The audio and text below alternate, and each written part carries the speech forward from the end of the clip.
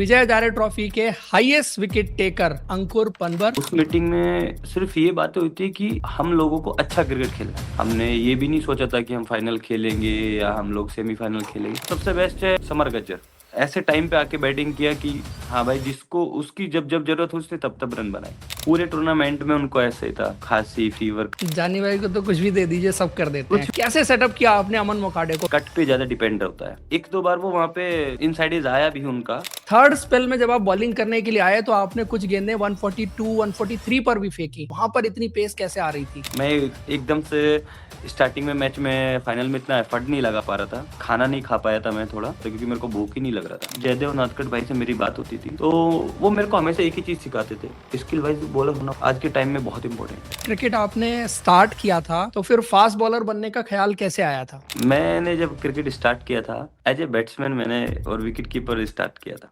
मेरे डैडी तो मेरे को मैथ का टीचर बनाने की सोचे थे। मेरे को हमेशा बोलते थे कि तेरे को पढ़ना, बट मेरा कभी पढ़ाई में ध्यान ही नहीं लगता था। पैसा वेस्ट मत कर। फिर मैंने भी सोचा यार ठीक है, पापा पढ़ाई के लिए पैसे देंगे, वो खेती करते हैं, मेहनत करते हैं, गर्मी सर्दी। मैंने भी मतलब दिल पे पत्थर रख के बोल दिया कि हाँ ठीक है, नहीं करनी मेरे को। मेरी लाइफ में जगदीश दामेजा सर आए, उन्होंने मेरे को अपने बेटे की तरह पाला। मेरी इस लाइफ में उनका बहुत बड़ा रोल था। आपको ख्याल कैसे आया था कि यार मेरठ यूपी छोड़ के आपको सौराष्ट्र जाना है? 2023 का साल आता है, आपको एसआरएच में नेट बॉलर चुना जाता है। कैसे पहुंचे थे आप एसआरएच? डेल स्टेन के साथ इंटरेक्शन हुआ कभी? डेल स्टेन ने आपको कुछ बॉलिंग के बारे में बताया कभी? डेल स्टेन ने मेरे को बहुत कुछ बताया।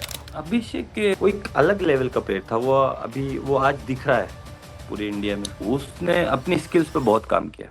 इस बार कोई आईपीएल टीम का ट्रायल वगैरह दिया था आपने? मैं डीसी के ट्रायल पे गया था। आपके फ्यूचर गोल्स क्या हैं, प्लान क्या है, आगे कैसे क्रिकेट खेलनी है? Hello and welcome to Crick Insights. आज हमारे साथ हैं विजय हजारे ट्रॉफी के हाईएस्ट विकेट टेकर, जिन्होंने इस सीजन 25 विकेट लिए, फाइनल में 4 विकेट लेकर के सौराष्ट्र की टीम की गेम में वापसी करवाई और अपनी टीम के लिए मैच बनाया। और सौराष्ट्र की टीम अगर इस बार फाइनल खेल रही थी तो इनके 25 विकेटों की बदौलत खेल रही थी। नाम है अंकुर पनवर। अंकुर हमारे साथ हैं। अंकुर से जानेंगे कि जिस तरह से उन्होंने इस बार गेंदबाजी की है, परफॉर्मेंस की है, तो सबसे पहले Ankur, many congratulations for this brilliant performances. Thank you sir. कैसे हैं आप? मैं बहुत अच्छा हूँ। आप बताइए आप कैसे? मैं बिल्कुल बढ़िया हूँ। अभी बॉडी कैसी है? क्योंकि आपने 90-95 ओवर करीब विजय हजारे ट्रॉफी में फेंक लिए और जी इससे पहले आप T20 भी खेल रहे थे, प्रैक्टिस भी कर रहे होंगे। कुल मिला के जी। लगभग 200 ओवर के आसपास की गेंदबाजी आपने 1.5-2 महीने में कर ली होगी। तो अभी बॉडी हाँ, कैसी है? अभी तो 2 दिन से कुछ किया नहीं है, ट्रैवलिंग, और आज भी कुछ किया नहीं है ज्यादा, तो रिकवरी मोड पे है बॉडी तो। तो आपकी जो परफॉर्मेंस रही है इस बार, 25 विकेट टोटल आपने लिए, फाइनल में 4 विकेट, सेमीफाइनल में 2 विकेट, क्वार्टर फाइनल में 2 विकेट, आंध्रा के खिलाफ भी आपने 5 विकेट लिए थे, फाइफर लिया था। बड़े-बड़े बल्लेबाजों को आपने गेंदबाजी की है, उनके विकेट्स निकाले हैं। कैसे किया आपने इस बार? क्योंकि ये सीज़न शुरू होने से पहले कहीं आपकी चर्चा नहीं थी। ये जो एक आउटस्टैंडिंग परफॉर्मेंस आई है, इसके पीछे कितनी मेहनत गई है? कैसे आपने तैयारी की है? क्या माइंडसेट रहा है? मैं लास्ट टू लास्ट ईयर मेरा जो डेब्यू हुआ था अगेंस्ट केरला विजय हजारे ट्रॉफी में, वो मेरा अल्लूर में ही हुआ था। बेंगलोर में ही मेरा अच्छा। डेब्यू हुआ था। और मुझे शायद बेंगलोर की धरती एक बोलते हैं ना भागी है। मतलब मेरे को बहुत अच्छा है कि मेरे जितने भी विकेट्स है अब तक वनडे में, विजय हजारे में जितने भी विकेट्स है सब बेंगलोर में ही आए हैं। वैसे तो इस बार विजय हजारे ट्रॉफी में चर्चा ये हो रही थी कि विकेट्स काफ़ी बैटिंग पैराडाइज़ है। 350 बन रहे थे, चेज़ हो जा रहे थे, इवन कई बार 400 भी बन गए और टीमें नज़दीक पहुँच गईं चेज़ डाउन करने के लिए। तो एल्लूर में और बैंगलोर में जो सीओई में थे, विकेट्स कैसे थे आपके हिसाब से? फास्ट बॉलिंग के लिए अच्छे थे या कैसे विकेट थे? फास्ट बॉलर के लिए भी अच्छे थे, क्योंकि मॉर्निंग में आप अगर टॉस जीतते हैं तो मॉर्निंग में बॉलिंग में थोड़ा विकेट पे हेल्प होती थी फास्ट बॉलर के लिए। और 10-12 ओवर अच्छे, आप अगर अच्छे एरिया पे बॉल डालते हो तो आपको विकेट भी मिलते हैं। ऐसा कि नहीं, विकेट भी मिलते हैं। और बैटिंग विकेट तो थे ही, क्योंकि हम लोगों ने भी 347 रन चेज किए थे उसमें पहले ही मैच में। बहुत ऐसा भी नहीं था कि आप वन साइडेड आप बोल दो कि बैटिंग विकेट थे। आप अगर एक प्लान करके या एक अच्छे एरिया पे बॉल डालोगे तो उसके फास्ट बॉल के लिए भी उस पे बहुत कुछ था। ऐसा नहीं था कि फ्लैट विकेट है और बैट्समैन जाके रन बना देगा, ऐसा भी नहीं था। बैट्समैन को भी थोड़ा टाइम लेना पड़ता था, तो इतना फ्लैट भी विकेट नहीं था कि जाके आप जाके रन बना दोगे, तो वो ईज़ी नहीं था। तो मैं वहीं पर आ रहा था कि विकेट मान लीजिए फास्ट बॉलर को हेल्प कर रहा है, तब भी आपको विकेट तो निकालने पड़ते हैं, बैट्समैन को सेटअप करना पड़ता है। तो आपने कैसे किया? प्रिपरेशन से बताइए। सबसे पहले आपकी प्रिपरेशन कैसे रही इस बार विजय हजारे ट्रॉफी के लिए? कैसे देख तैयारी किया आपने विजय हजारे ट्रॉफी के लिए? हम लोग टी20 खेल के हम लोग बैंगलोर गए, तो एक जो हमारी टीम मीटिंग थी, तो उसमें टीम मीटिंग में हमारे कैप्टन थे हार्दिक देसाई। तो हाँ। उस मीटिंग में सिर्फ़ ये बातें हुई थी कि हम लोगों को अच्छा क्रिकेट खेलना है। हमने ये भी नहीं सोचा था कि हम फाइनल खेलेंगे या हम लोग सेमीफाइनल खेलेंगे। हम लोगों ने सिर्फ़ ये था कि हम लोगों को अच्छा क्रिकेट खेलना है। रिज़ल्ट कुछ भी हो, उस पे रिज़ल्ट पे नहीं जाना। अच्छा क्रिकेट खेलेंगे और अच्छे प्लान के साथ खेलेंगे, तो रिज़ल्ट हमारे फ़ेवर में आएँगे। तो आपका तो कोई कैंप वगैरह भी लगा था? प्रैक्टिस वगैरह कुछ पहले हुई थी विजय हाँ, हजारे ट्रॉफी से? हम लोगों का विजय हज़ारे का मुश्ताक अली से हम लोग क्वालीफाई नहीं किए थे, तो मुश्ताक अली से हम लोग फिर डायरेक्ट हमारा कैंप लगा। वहाँ की प्रिपरेशन और जो हमारी प्रिपरेशन थी, हमारे जो प्रैक्टिस जहाँ सिमिलर विकेट पे हम लोगों ने प्रैक्टिस किया इधर अपने राजकोट में होम में। तो हमने सिमिलर विकेट पे प्रैक्टिस किया, उसका बेनिफिट हम लोगों को हुआ, उधर जाके क्योंकि हम लोगों ने जाते ही पहला मैच हमारे लिए इम्पोर्टेंट क्योंकि आपको टूर्नामेंट का जब पहला मैच खेलते हो तो बहुत इम्पोर्टेंट होता है। उसमें अनफॉर्चुनेटली हम लोग ने 347 रन बनवा दिए। टॉस जीत के हम लोगों ने गेंदबाजी भी की, तो बन गई लेकिन हमारे बैट्समैनों ने बहुत अच्छी बैटिंग की। तो वो हम लोगों ने चेज़ कर दिया, तो वहाँ से हमारा जो बूस्टअप हो गया, हमारा जो टीम का मनोबल था वो बहुत अच्छा हो गया और वहाँ से हम लोग बल्कि हम लोग 2 मैच हारे फिर, दिल्ली और हरियाणा से हारे। हम क्लोज़ जाके हारे, ऐसा नहीं कि हम लोग वन साइडेड हार गए। तो हम लोग क्लोज़ जाके हारे, तो वहाँ से फिर एक मीटिंग होती है हम लोगों की सबकी कि यार हम लोग कर सकते हैं, हम लोग यहाँ अच्छा क्रिकेट खेल रहे हैं। तो आप देखोगे हम लोग पूरे टूर्नामेंट भी अच्छा क्रिकेट खेले। ऐसा नहीं हम लोग बहुत हुँ। बेकार क्रिकेट खेले हैं, वन साइडेड हम लोग नहीं, नहीं, किसी बहुत टीम अच्छी अच्छी क्रिकेट टीमों खेली को आपने ओवरऑल। हाँ, बिल्कुल। क्योंकि तो क्या अच्छी मीटिंग में टीमों को क्या बात हराना हुई थी? कौन मीटिंग मीटिंग में में क्या ये बात हुई बात थी? हुई कौन थी लीड कि कर रहा था? मीटिंग में जो हमारे हेड कोच थे नीरज सर वो और हार्दिक देसाई हमारे कैप्टन। तो वो ये था कि ठीक है हम लोग मेहनत करेंगे और जो हमारे जो पिछले 2 मैच गए हैं, जहाँ पे हम लोगों ने लैग किया है, थोड़ा-सा छोड़ा है मैच को, हम आगे उसको दिमाग में रख के हम आगे क्रिकेट खेलेंगे। तो फिर हम लोगों ने वही किया और फिर हमारी बॉडी लैंग्वेज जैसे हम लोग जीतते चले गए, बॉडी लैंग्वेज हमारी एक अलग अलग लेवल पे, हमारा माइंडसेट और सबसे बड़ी बात थी कि एक टीम कॉम्बिनेशन, जो टीम कॉम्बिनेशन चल रहा था, हर प्लेयर अपनी मतलब अपना जो रिस्पॉन्सिबिलिटी थी उसको अच्छे से निभा रहा था। चाहे वो चेतन भाई हो, चाहे वो चिराग भाई हो या फिर प्रेरक माकड़ भाई हो, चाहे वो धर्मेंद्र भाई हो, कोई भी हो, हार्दिक देसाई हो, विश्वराज सिंह मतलब आप जिसको जो दे दिया गया है जो काम दिया है उसने वो अपना बखूबी काम निभाया है। और वो कंटिन्यूअसली ऐसा नहीं कि 1 मैच में किया, 1 में लेको कंटिन्यू किया है और सबसे बेस्ट है हमारे में समर गज्जर, जिसने हम लोगों को एक ऐसे टाइम पे आके बैटिंग किया कि हाँ भाई, जिसको उसकी जब-जब ज़रूरत हो उसने तब-तब रन बनाए। He is great player. काफ़ी सारे प्लेयर आपके जो है वो नए-नए प्लेयर भी आ रहे थे, बट चिराग जानी ने तो फाइनल में क्या आउटस्टैंडिंग परफॉर्मेंस दी, विकेट भी लिए और फिर वो पारी खेली। मैं कहीं सुन रहा था कि वो फीवर सफ़र कर रहे थे, फीवर था उनको और कंटिन्यू थ्रू पूरे आउट वो पूरे मैचेस खेल टूर्नामेंट रहे थे। पूरे टूर्नामेंट में उनको ऐसे ही था, खाँसी फीवर था। ग्रेट वो हैट्स ऑफ। लेजेंड है उनको, वो तो लेजेंड है उनको तो जानी भाई को तो कुछ भी दे दीजिए, सब कर देते हैं। कुछ भी दे ख़ैर, दीजिए, सो सब टाइम दे फाइनल दीजिए। मैच आपकी टीम जीत भले ही नहीं पाई, बट आपकी परफॉर्मेंस जो है बहुत शानदार रही और इवन जो पहले 10 ओवर थे, विदर्भा ने अच्छा फाउंडेशन सेट कर दिया था, कोई विकेट गिरा नहीं था। फिर बॉलिंग करने के लिए आते हैं आप और सामने वो बैट्समैन था जो इस सीज़न का लीडिंग रन स्कोरर है।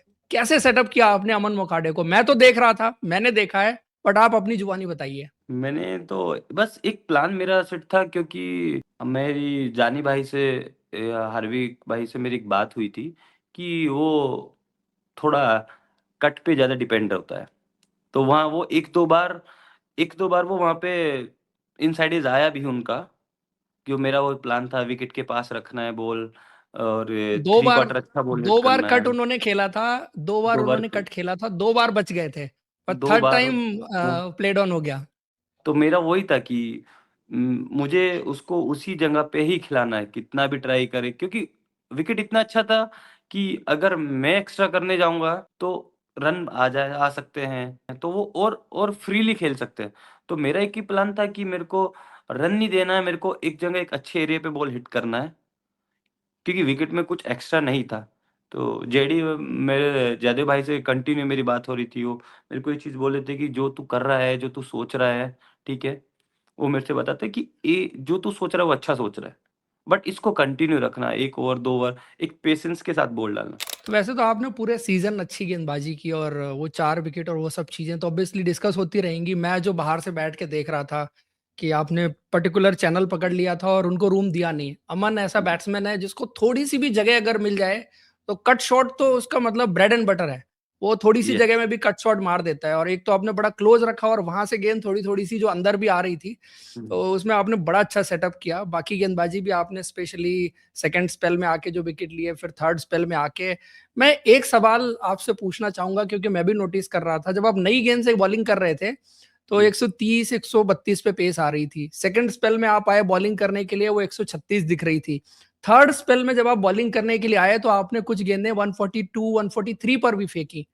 सो आप यस। एक तो जनरली किस पेस पर ऑपरेट करते हैं और ये हम वैसे क्रिकेट में क्या देखते हैं, बॉलर आता है बॉलिंग करने के लिए अपने दूसरे तीसरे ओवर में आता है बेस्ट पेस पर होता है क्योंकि 1-2 ओवर उसका बॉडी खुलने में लगता है, तो वहां पर सबसे ज्यादा पेस होती है। बट आपका थर्ड स्पेल में जहां पर प्लेयर टायर्ड होने लगते हैं थोड़े, वहां पर इतनी पेस कैसे आ रही थी? एक्चुअली क्या था कि मेरा जो बॉडी लैंग्वेज है ना, वो बॉल को थोड़ा हिट करने में था और हम्म, मैं स्टार्टिंग में बोर्ड पे भी रन लगे थे, तो मेरे को एक चैनल पकड़ना था। मेरे को उस समय बहुत ज़्यादा दम लगाने पे मैंने सोचा नहीं था। मेरे को एक चैनल पकड़ के बोलना था क्योंकि आप तेज़ डाल रहे हो बट आपको वो चैनल पे जिस पे बॉल डालनी है वो नहीं डाल पा रहे हो, तो वो फिर यूज़लेस है। तो मेरा वही था कि ट्रू। मैं एक बार एक सेटअप करूँ, उसके बाद में फिर जब मैं जैसे-जैसे मैं थोड़ा यूज़्ड टू होता रहूँगा, तो मैं उस तरीके से हिट करता रहूँगा, अपना पावर जनरेट करता रहूँगा और डालता रहूँगा। और ऐसा नहीं कि जनरली वैसे मैं आपकी पेस क्या रहती है? 35-40 एवरेज 35 है बॉडी की। और थोड़ा-सा ऐसा भी था कि मैं हम लोग सेमीफ़ाइनल जीते थे, तो उस समय मेरे को थोड़ा कोल्ड भी था और थोड़ा वीकनेस भी था, तो मैं एकदम से स्टार्टिंग में मैच में फाइनल में इतना एफर्ट नहीं लगा पा रहा था क्योंकि मैं एक बार बाहर भी गया था ग्राउंड हम्म। से, तो मेरे को थोड़ा डॉग से इसलिए मेरे को थोड़ा-सा वॉमिट टाइप का हो रहा था क्योंकि खाना नहीं खा पाया था मैं थोड़ा, क्योंकि थोड़ा कोल्ड था तो ड्राई खाना खाना था, लेकिन मैं खा नहीं पाया था क्योंकि मेरे को भूख ही नहीं लग रहा था। तो अच्छा। मैं उस वज़ह से भी थोड़ा-सा उस दिन ऐसे था कि मेरे को एकदम बॉडी पावर नहीं 100% लग पे रहा नहीं था। थी।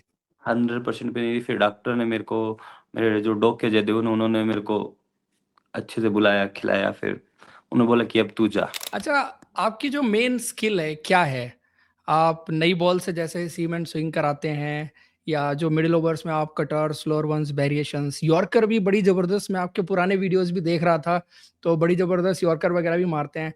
तो क्या आपका ओवरऑल स्किल सेट क्या है और फिर आपका प्रेशर सिचुएशन में गो टू डिलीवरी क्या रहती है? प्रेशर सिचुएशन में जो मेरा यॉर्कर बॉल होता है, जो मेरा बाउंसर बॉल है, वो उसको मैं ज़्यादा यूज़ करता हूँ, क्योंकि वो मेरा स्ट्रोक बॉल है, तो मैं उसी पे ही ज़्यादा डिपेंड रहता हूँ। और कटर भी है बीच में, क्योंकि अब पर डे आपकी लाइफ में आप एक मैच खेलते हो तो पर डे आपको एक जगह से 5 विकेट नहीं मिल सकता। आपने आज आपने अगर 5 विकेट लिया तो नेक्स्ट डे वो डे आपको उसी तरीके से उसी चलोगे तो 5 विकेट नहीं मिल सकते। वो आपके चीज़ है बाउंसर में कि क्या ख़ास बात है? जैसे आपने कहा कि बाउंसर मेरा स्टॉक बॉल है और क्या ख़ास बात है यॉर्कर आपके और बाउंसर में? बाउंसर मेरा सिर्फ बाउंसर में मेरा पावर अच्छा लगता है बाउंसर में मेरे को अच्छा फ़ील होता बॉल है। आपका स्किड भी एक करता है, एक तेज फर्स्ट आता है। सी यस। मैं इसको थोड़ा-सा एक्सप्लेन करता हूँ व्यूअर्स के पॉइंट ऑफ व्यू से भी। जैसे वेस्ट इंडियन चौकड़ी थी, उसमें एंडी यस। रॉबर्ट्स थे।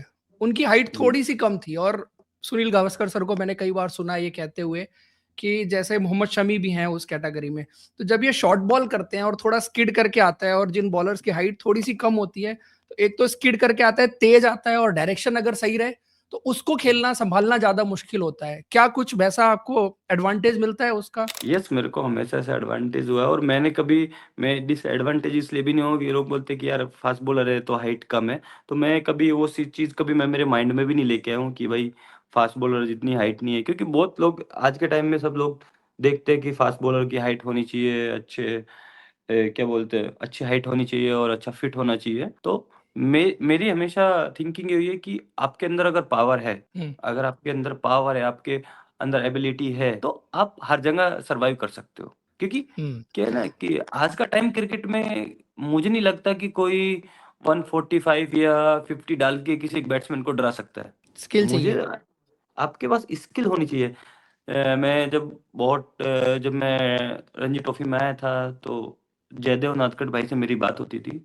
तो वो मेरे को हमेशा एक ही चीज़ सिखाते थे कि अंकुर, एक स्किल वाइज बॉलर होना बहुत बहुत आज के टाइम में बहुत इंपॉर्टेंट है। क्योंकि आदमी आज के टाइम में कोई भी प्लेयर या कोई भी पेस से नहीं डरने वाला है।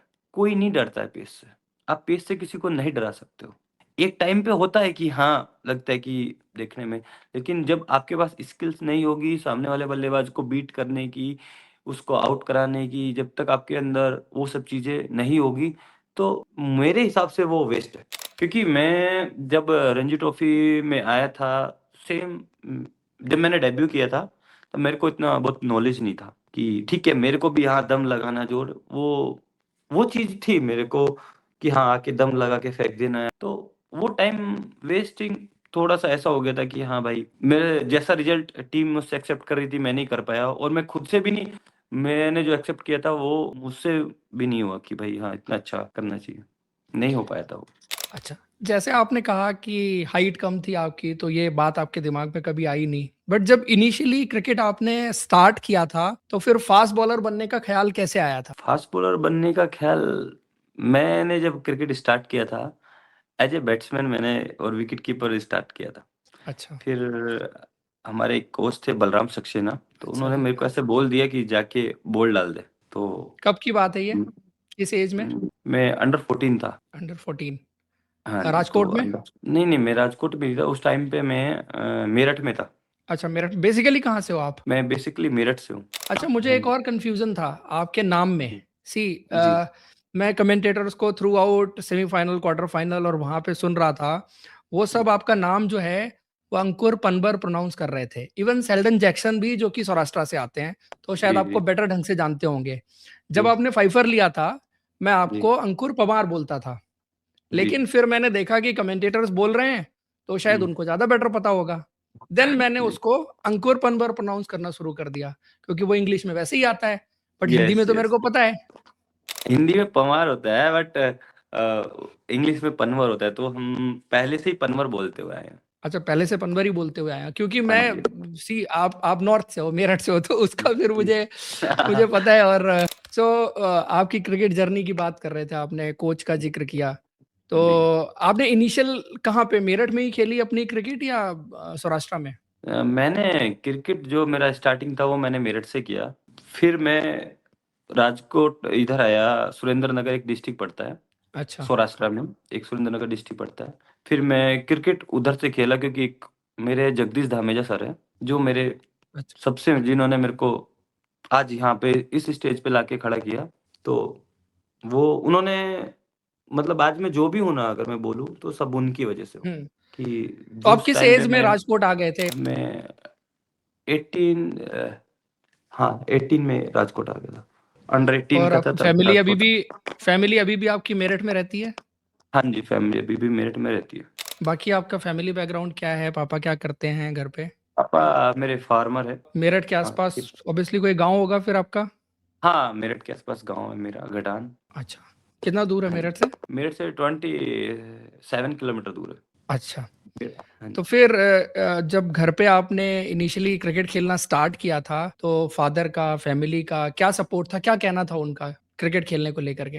मेरे डैडी तो मेरे को मैथ का टीचर बनाने की सोचे थे पढ़ाई कि लिखाई पे ध्यान दो। पढ़ाई-लिखाई पे ध्यान दो, क्योंकि मेरी दीदी उस समय स्टडी कर रही थी, तो भाई स्टडी कर रहे थे, तो उनको लगा कि मेरे को हमेशा बोलते थे कि तेरे को पढ़ना है, पढ़ना है। बट मेरा कभी पढ़ाई में ध्यान ही नहीं लगता था, कभी भी नहीं। मैं मतलब मैं पढ़ा भी नहीं हूँ, तो मेरा पढ़ाई में कभी ध्यान गया ही नहीं। क्या आपने किस स्टैंडर्ड तक पढ़ाई की फिर? मैंने 8th तक पढ़ाई की है। और उसके बाद? उसके बाद उसके बाद मैं 9th में एडमिशन हुआ। स्कूल में जाना था, प्रिंसिपल ने बोला कि आना है, आना है, लेकिन मेरा मैचेस थे तो फिर मैं नहीं गया। तो मेरे को मेरे हाथ में टीसी दे दी कि आप जा सकते हो। आप स्कूल ही क्रिकेट ही नहीं आते खेलनी तो थी आप जा आपने। सकते हो। मेरे पापा जी भी बोलने लगे कि तेरे को पैसा वेस्ट मत कर, अगर तेरे को नहीं पढ़ाई करनी है, पढ़ना है। पढ़ाई मत कर, अगर तेरे को नहीं, बट पैसा वेस्ट मत कर। फिर मैंने भी सोचा यार ठीक है, पापा पढ़ाई के लिए पैसे देंगे, खेती करते हैं, मेहनत करते हैं, गर्मी, सर्दी, हम्म। बरसात में मेहनत करते हैं, तो फिर मैंने भी सोचा ठीक है। मैंने भी मतलब ऐसे दिल पे पत्थर रख के बोल दिया कि हाँ ठीक है, नहीं करनी मेरे को। अब उसके बाद मुझे नहीं पता रिजल्ट में वो मेरे को मारेंगे, क्या करेंगे, सामने बैठे हुए थे। मैंने कि नहीं हाँ। यार पापा जी, नहीं, मुझे नहीं पढ़ाई करनी। एक स्टेट से आप दूसरे स्टेट आ गए। आई होप कि यस। चीजें उतनी आसान नहीं रही होंगी। इन सब चीज़ों में मेरी दीदी का बहुत बड़ा हाथ था। अच्छा। मैं मेरे को उन क्रिकेट खिलाने में उनका सबसे बड़ा हाथ था। मेरी बड़ी दीदी का सबसे कैसे बड़ा हाथ सपोर्ट किया था। उन्होंने? उन्होंने मेरे को फाइनेंशियली हर तरीके से सब सपोर्ट, उन्होंने मुझे हर तरीके से सपोर्ट किया। मेरे हर काम को लेके, मेरे क्रिकेट सामान को लेके, मेरे शूज़ को लेके, हर चीज़ में उन्होंने मेरे को सपोर्ट किया, हर चीज़ को लेके। बाहर रहने के लिए हाँ, ठीक है। घर छोड़ना पड़ता है छोटी-सी उम्र में, फिर बहुत तो ऐसा लगता है कि हाँ यार, मैं कर पाऊँगा, नहीं कर पाऊँगा। तो जब भी मुझे कुछ ऐसा होता था, तो मैं उन्हीं से बात करता था कि ऐसा हो गया है। वो हमेशा बोलती थी कि कोई बात नहीं, ठीक है, सब ठीक हो जाएगा, टाइम है, चला जाएगा, अच्छा टाइम आएगा, अभी स्ट्रगल है, कोई नहीं, कोई बात नहीं। कभी भी ऐसा बहुत बार हुआ है लाइफ में। तो फिर वो थोड़ा-सा तब हुआ कि जब मेरी लाइफ में जगदीश धामेजा सर आए। हम्म। उन्होंने मेरे को अपने बेटे की तरह पाला, और फर्स्ट डे से, ऐसा नहीं कि मैं उनके पास रहा हूँ, उन्होंने मुझे अपने पास रखा है, इस वजह से नहीं, कि उनको फर्स्ट डे से पता नहीं मेरे से ऐसा लगा हो कि उन्होंने मुझे बहुत बहुत अच्छे से रखा।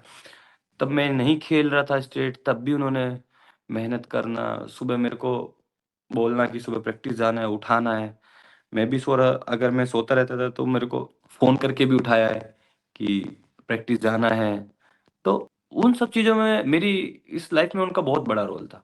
फाइनेंशियली भी कि अरे नहीं है पैसा, चल ठीक है, ये सामान ले ले, ये पैसा। कभी उन्होंने मेरे को ऐसे मतलब बता के, या मुझे उनसे कभी पैसा माँगने की ज़रूरत भी नहीं पड़ी। उनको लगता था कि अच्छा नहीं है या नहीं माँगेगा, तो फिर अपने आप वो मेरे को मेरे अकाउंट में डाल देते थे। कभी भी तो वो कुछ भी होता था। वहीं पर थे, सौराष्ट्र में थे या वो मेरठ में, हाँ, कहाँ पे? नहीं, नहीं, वो सुरेंद्र नगर में सौराष्ट्र में थे। सौराष्ट्र में।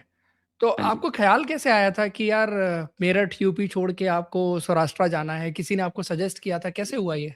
सजेस्ट नहीं हुआ था कि मेरी छोटी बहन पढ़ाई करती थी अहमदाबाद में। अच्छा।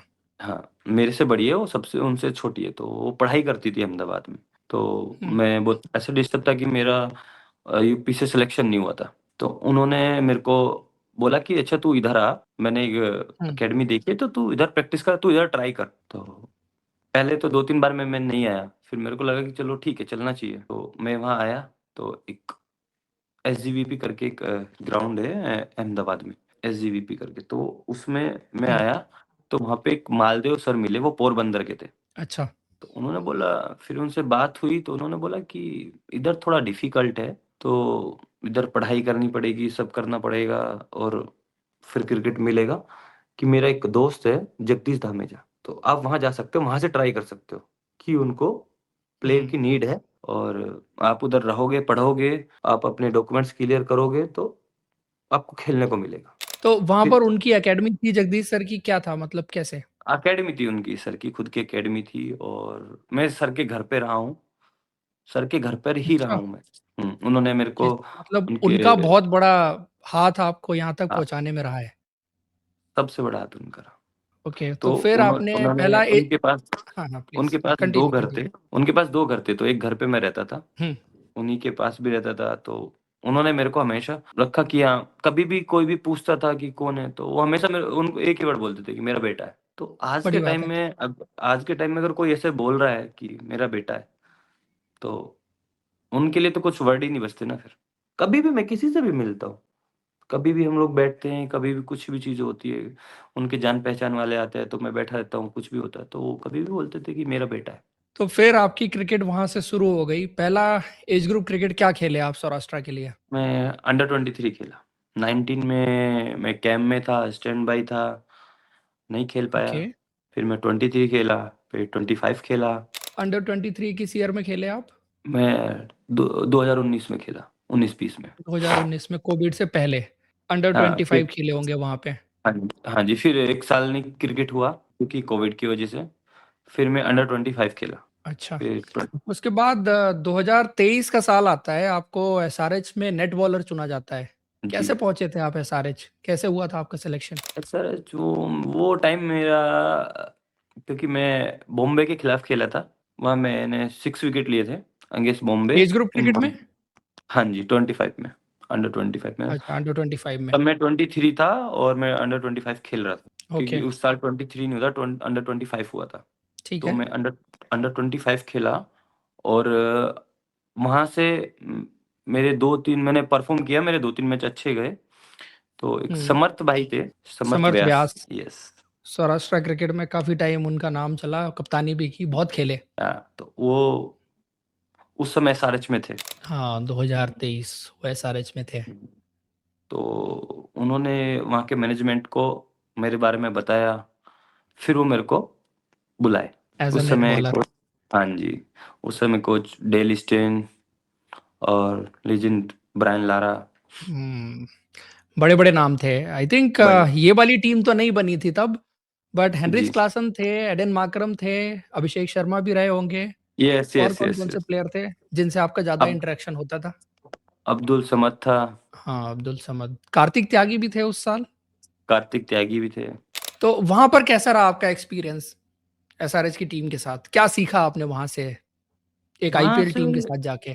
एक आईपीएल टीम के साथ मैंने, एक सच बताऊँ तो असली टी20 में वेरिएशन कितना इम्पोर्टेंट है, हम्म। किस टाइम वेरिएशन करना चाहिए, किस प्रेशर में आपको कैसे रहना चाहिए, वो मैंने वहाँ से सीखा। अच्छा, डेल स्टेन के फिर साथ इंटरेक्शन हुआ कभी? डेल स्टेन हाँ, ने आपको कुछ बॉलिंग के बारे में बताया कभी? डेल स्टेन ने मेरे को बहुत कुछ बताया कि आप अगर इंडिया में क्रिकेट खेल रहे हो, तो अगर आपको आईपीएल खेलना है या आईपीएल में आपको एक अच्छा परफॉर्मर बनना है ना, तो आपके अंदर वेरिएशन बहुत इम्पोर्टेंट है। टी20 क्रिकेट मैं आपको नहीं बोलता कि टी20 क्रिकेट में तुम 150 फेंको और सर्वाइव कर पाओ। आप वेरिएशन करो, किस टाइम पे करना है, किस टाइम पे क्या बॉल डालना है, वो इम्पोर्टेंट है आईपीएल में। अच्छा, तो आप अच्छे बड़े बॉलर बनोगे। आपका माइंडसेट एकदम क्लियर होना चाहिए कि मेरे को क्या करना है और कब करना है।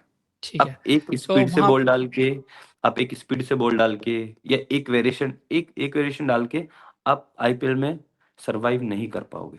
आपको वेरिएशंस चाहिए ही चाहिए टी20 के इस फॉर्मेट में। टी20 के फॉर्मेट। तो वहां पर बैट्समैन भी काफी बड़े बड़े बैट्समैन थे। हेनरिच क्लासन का मैंने नाम लिया, और माकरम थे, अभिषेक थे, और भी प्लेयर थे जी, उस सीजन भी। तो जी। उनको गेंदबाजी भी की होगी। कौन सा हाँ, मैंने सबसे मुश्किल बैट्समैन था नेट में बॉलिंग करने के लिए, या किसको आपने ज्यादा परेशान किया अपनी बॉलिंग से? अभिषेक शर्मा, परेशान किया या मुश्किल था अभिषेक?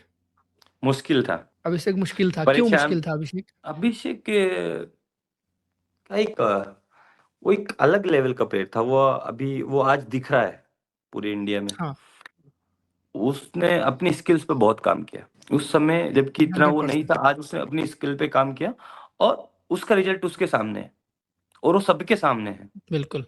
क्योंकि आई वो थिंक एक ऐसा टी 2023 आप थे, हुँ, 2023 आप उनके साथ थे वहां पर। और हुँ, 2024 सैयद मुश्ताक अली ट्रॉफी में उन्होंने जो बैटिंग की थी, करीब 450 रन और 30 के आसपास छक्के उक्के उन्होंने मारे, हुँ, वो दिख रहा था कि एज अ जी, बैट्समैन ये चेंज हो गया। फिर उसने आईपीएल किया 2 साल, और अभी इंडिया की टीम में पिछले 1 साल से जो बैटिंग कर रहा है, तो वो अलग ही है। वो अलग ही। बट इसलिए वो उस टाइम पे उन्होंने आप उस क्या टाइम ऑब्जर्व कर रहे थे? मैं सिर्फ़ उनको एक ही चीज़ देख रहा था कि मतलब उनको ऐसा कोई ऐसा बॉल नहीं था जो उनको परेशान कर रहा था। उनके पास हर बॉल का शॉट्स होता था। कोई भी बॉल आप अगर करते थे? किस कोई भी बॉल होता था, उसके उनको मतलब उसके पास हर शॉट्स था, हर शॉट्स। स्टेप आउट था, कट अच्छा खेलता था, पुल अच्छा मारता, मतलब कंप्लीट प्लेयर है। तो बाकी जो फॉरेनर्स थे, हेनरिच क्लासन को भी बॉल किया आपने?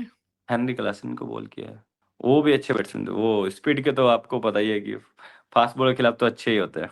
परेशान किसको अब्दुल किया आपने सबसे ज्यादा? अब्दुल समद को बहुत परेशान किया। आपकी वहां पे सबसे अच्छी बॉन्डिंग, सबसे अच्छी दोस्ती किसके साथ थी, जिसके साथ आप सब कुछ शेयर करते थे, जो आपको वहां पे होता है, मतलब आप कहीं भी जाएं तो एक दो बंदे होते हैं आपके ग्रुप में जो आपके बेस्ट बडी होते हैं, वो कौन था? मयंक भाई। मयंक अग्रवाल। तो मयंक अग्रवाल भी खेल रहे थे यार, वो भी उस हाँ। सीजन उसी टीम में थे। तो इस बार आपकी परफॉर्मेंस जो है वो बहुत शानदार रही है। बड़ी बड़ी टीमों के बल्लेबाजों को भी आपने जो है वो गेंदबाजी किया, उनको आउट किया। तो अभी आपका आगे का फ्यूचर का प्लान क्या है? इस बार कोई आईपीएल टीम का ट्रायल वगैरह दिया था आपने अभी? मैं डीसी के ट्रायल पे गया था। कैसा था वहां पे ट्रायल? ट्रायल अच्छा था, अच्छा ट्रायल हुआ था, बट मैंने मेरा 100% दिया, बट रिजल्ट मेरे फेवर में नहीं आया। ठीक है, चलता है नहीं, ऐसे। मतलब ट्रायल किस तरह से होता है, हम ये भी थोड़ा समझना चाहते हैं कि आपको क्या सिचुएशन दी गई, थोड़ा सा डिटेल में व्यूअर्स के पॉइंट ऑफ व्यू से जरा बताइए कैसे ट्रायल होता है, क्या हुआ था थोड़ा सा। ट्रायल मैचेस होते हैं, ट्रायल मैचेस कराए अच्छा, जाते हैं। मैचेस होते हैं प्रॉपर? ट्रायल पर मुझे टारगेट दिया जाता है, एक 3 over 3 overs 32 run, 4 over 43 run, ऐसे टारगेट दिए जाते हैं। ओके तो ओके। आपको रोकना होता है, सिक्स तो ओवर 70 रन पर ओवर पावर प्ले में, वो ऐसे आपको टारगेट दिए जाते हैं उनको रोकने के लिए, बैट्समैन को रोकने के लिए, और बैट्समैन को दिए जाते हैं रन बनाने के लिए। सो वहां पे कैंप में कौन कौन मौजूद रहते हैं? दिल्ली के कैंप में कौन कौन था वहां पे? तब मैं ट्रायल पे गया था, तब तो सभी ज्यादातर नए लड़के थे। समीर रिजवी था, विपराज था, और भी थे। कोचेस की तरफ से पूछ रहा हूँ मैं, जो मतलब ट्रायल से एक तरह से ले रहे होते हैं या देख रहे होते हैं, प्लेयर्स को ऑब्जर्व कर हेमंग रहे होते हैं। हेमंग सर थे, हेमंग बदन सर थे। फिर थोड़ा सा ये जो सौराष्ट्र की टीम है, इस बार फाइनल भी खेली है, और वैसे भी सौराष्ट्र की क्रिकेट पिछले कुछ सालों में बहुत मजबूत रही है, रेड बॉल क्रिकेट में भी, अभी व्हाइट बॉल क्रिकेट में भी। कैसी है टीम, कैसा है ओवरऑल माहौल, क्या आपको लग रहा है इस टीम को देख के? अभी रणजी ट्रॉफी भी बाकी है। मैं आपको सच बताऊं, एक चैंपियन टीम है। जिस तरीके की क्रिकेट खेलते हैं ना हमारी टीम, पूरे डोमेस्टिक सर्किट में ना, सब लोग हमारी टीम की तारीफ करते हैं कि यार क्या खेलती है। बिल्कुल। चाहे रेड बॉल हो, व्हाइट बॉल हो, कोई भी डेज फॉर्मेट हो, वनडे हो, T20 हो, कोई भी फॉर्मेट हो, जो हमारी टीम एक साथ खेलती है ना, एक एक इकट्ठा होकर जो खेलती है ना, वो ग्रेट है। बहुत कम ऐसा होता है कि हम लोग कहीं मैच छोड़ते हैं, बहुत कम ऐसा होता है। फर्स्ट बॉल से आखिरी बॉल तक कुछ भी हो, हमारी टीम बेहतरीन क्रिकेट खेलती है। ऑब्वियसली चैंपियन टीम है, बट मैं थोड़ा सा कुछ प्लेयर्स के बारे में भी और जानना चाहूंगा। जैसे आपने जयदेव उनादकट का जिक्र किया था, उन्होंने जो आपको गाइड किया, और जयदेव उनादकट डोमेस्टिक क्रिकेट में इज अ लीजेंड। मतलब इंटरनेशनल क्रिकेट में क्या परफॉर्मेंस रही है वो सेकेंडरी चीज हो जाती है, बट अगर डोमेस्टिक क्रिकेट में देखो, सौराष्ट्र की सक्सेस है, उसको लिखने वाले जयदेव उनादकट ही हैं। तो थोड़ा सा उनके बारे में बताइए कि वो टीम में आके क्या ऐसा करते हैं जो बाकी लोग नहीं कर पाते, क्योंकि मैं बहुत सारी टीमों में देखता हूँ, बड़े बड़े लोग भी हैं, बट कुछ तो जादू किया है उन्होंने इस टीम के साथ। वो फ्रंट लीडर है, वो किसी भी परिस्थिति में अपने आप को आगे रखते हैं। एग्जाम्पल देके समझाइए थोड़ा।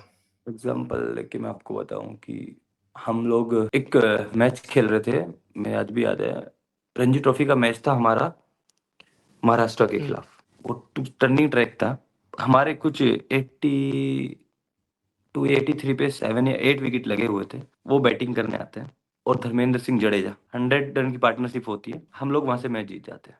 जहां हम लोग सब, वो सामने वाली टीम उस मैच को ये सोच चुके थे कि हाँ अब तो हम लोग वन साइडेड जीत गए हैं, जीत चुके हैं। या फिर हम्म। या हमने, लेकिन वो वहां पे आके रन बनाते हैं, और हम लोग फर्स्ट इनिंग लीड लेते हैं, फिर उनको सेकंड में ऑल आउट करते हैं, वो फिर रन बनाते हैं, और हम लोग जीत जाते हैं। तो उसमें ऐसा नहीं कि वो एक गेंदबाज है या गेंद बॉलिंग से ही टीम को जिताते हैं।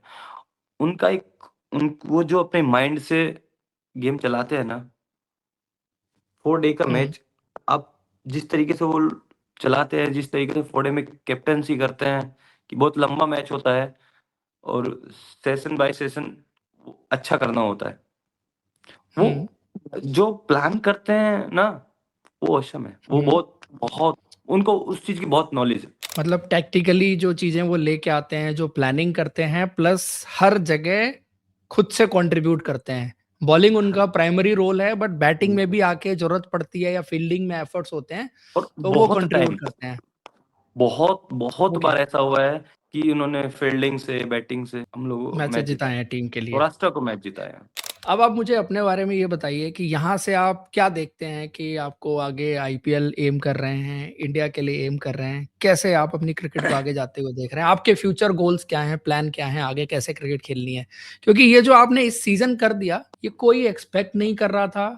मैं दावे से कह सकता हूँ 99% लोगों ने आपका नाम भी नहीं सुन रखा होगा, जो आज आपके बारे में बहुत बात कर रहे हैं। हर कोई बात कर रहा है क्योंकि आपने जैसी परफॉर्मेंस की है। अब यहाँ से आपको कैसे अपनी क्रिकेट आगे लेके जानी है, उसके बारे में कुछ प्लान है आपका? मेरा एक ही प्लान है, मेरा आज तक एक प्लान है, मेरे को मेहनत करनी है और मेरे को क्योंकि जो भी हूँ मैं आज, जैसा भी हूँ, या मैं जो भी कोई नाम ले रहा है, जो भी है, क्योंकि मुझे वो मेहनत से मिला है कि मेरे पास एक ही की है, वो है मेहनत। मैं मेहनत करता रहूँगा, रिज़ल्ट मेरे फ़ेवर में आएँगे, कभी नहीं भी आ सकते हैं। ऐसा भी बहुत बार होता है कि आप मेहनत भी करते हो लेकिन रिज़ल्ट आपके फ़ेवर में नहीं आते हैं। आज नहीं आएँगे, 2 दिन नहीं आएँगे, तीसरे दिन तो आएँगे। कभी न कभी आपकी मेहनत आपको रंग लाएगी। तो मेरा तो सिर्फ़ एक ही काम है कि मेरे को मेहनत करनी है। जितनी मैं आज तक मेहनत करता आया हूँ ना, मैं उससे दुगनी मेहनत करूँगा। क्योंकि अब अगर मेरे को ऊपर क्रिकेट देख रहे हैं, मेरे को आईपीएल है या मेरे को कुछ भी है, उस उसमें तो यहाँ से अच्छे प्लेयर ही मिलेंगे। तो यहाँ से बड़े प्लेयर मिलेंगे, नामी प्लेयर मिलेंगे। तो मुझे अगर उनके साथ खेलने का मौका मिलता है या मैं खेलता हूँ, तो मुझे उसके लिए उनके लेवल की मेहनत करनी पड़ेगी। बिल्कुल। तभी मैं वहाँ पे सर्वाइव कर पाऊँगा। कोई भी है, जब मैं नहीं हूँ, कोई भी है, तो तभी कोई भी हमेशा अगर जो अपना आपके जो सामने होता है, उससे आप अगर दुगनी मेहनत करते हो ना, तभी आप वहाँ सर्वाइव कर पाते हो। तो आप ऐसे ही मेहनत करते रहिए। जो प्रोसेस आपने अभी तक यहाँ पहुँचने के लिए फॉलो किया है, उसको फॉलो करते रहिए डे बाय डे। जो भी इम्प्रूवमेंट आप अपनी गेंदबाजी में कर सकते हैं, वो करते रहिए। Best of luck for your future and thank thank you you. So much for giving this much time for this interview. Thank you sir.